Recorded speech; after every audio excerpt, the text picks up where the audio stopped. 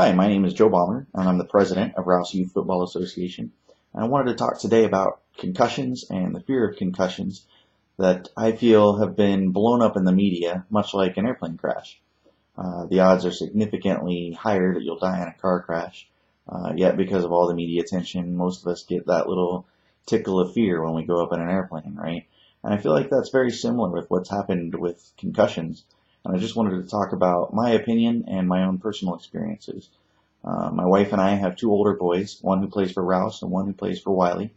Our oldest played on two teams for several seasons in a row, meaning he played 2 games a day on Saturdays. Neither of them ever had a concussion in youth football. And I've also been a coach for several years. So we did have one football-related concussion in the 7 or 8 seasons that I've been coaching, and that was our quarterback who took a knee to his head. But I think out of 140 or so players that I've seen, we've had that one concussion that actually occurred during a football game.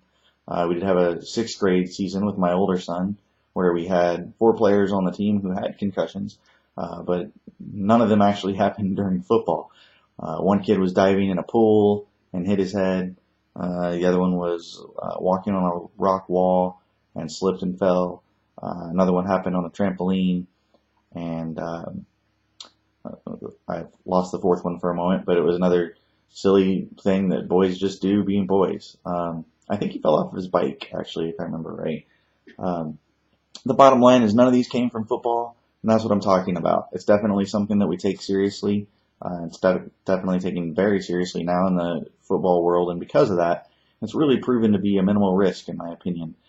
In fact, within RYFA and all of Central Texas AYF, safety is taken very seriously. We always have a medical personnel, an EMT, someone that's paid to be at the games for every tackle game, and within RYFA, every flag game as well.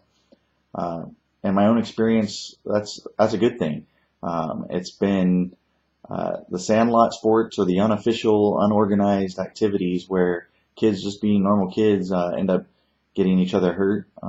Even when I was younger, I think 11 or 12, I flipped my best friend over while we were playing tackle football without pads and without helmets in the park across the street from our house, and ended up breaking his collarbone.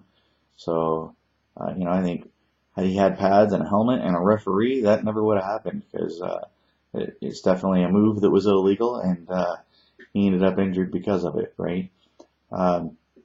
And just talking about my own personal experiences, I don't have any friends that growing up had concussions or had really any injuries in sports to speak of. I had a good friend who was killed riding his bike, got hit by a car. I have a good friend who was a police officer who was shot and killed. I have a good friend who was an NFL player for, 9 seasons in the NFL. He's a Pro Bowler. He flipped his car while he was texting and driving, and I never heard of a football injury from him. So again, we're talking about the odds of when you put your child out into the world. And coming back to youth football specifically, part of the reason why it's so safe and those younger ages especially is because of their size. If you watch a 3rd or 4th grade group of boys playing tackle football, you see that it's a lot of falling over each other. When they get to the kid who has the ball, they kind of trip and all kind of in a group just kind of collapse over. So the risk really is pretty minimal. And you're not talking about guys that are bench pressing double their weight and 2% body fat firing after the football. And the bottom line is there's a minimal risk. Just let them play football. There's so much to worry about in life that this just doesn't need to be one of those things to worry about. Hopefully you can register with us at rouseyouthfootball.com. I appreciate you taking the time to watch, and I hope to create some more videos and talk about the culture and talk about the RYFA organization in general. Thanks again for watching.